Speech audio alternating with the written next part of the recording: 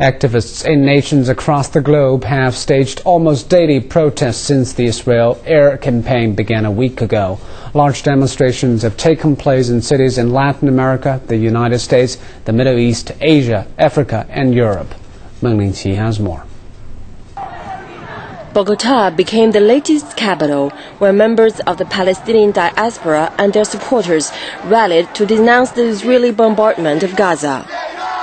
The end is in the hands of Israel because we, the Palestinian people, have nothing to say to this policy of aggression. The entire world and the UN Security Council have the way to end this. The Western world has the way to end the Israeli-Palestinian conflict.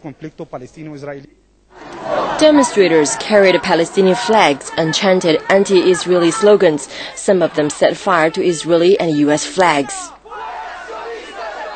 In the U.S., thousands turned out in Washington, D.C. to express their outrage. It's worse than the Holocaust.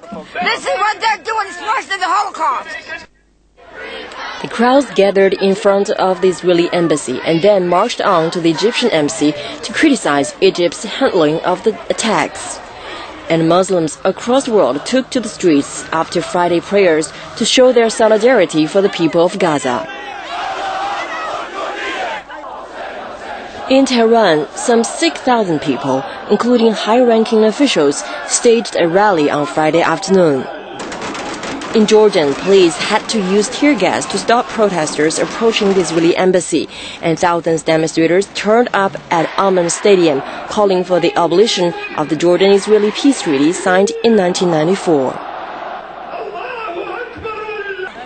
In Lebanon, hundreds gathered in Beirut outside the Egyptian embassy to vent their anger at Egypt's closing of the crossing at Rafah, bordering Gaza last Saturday.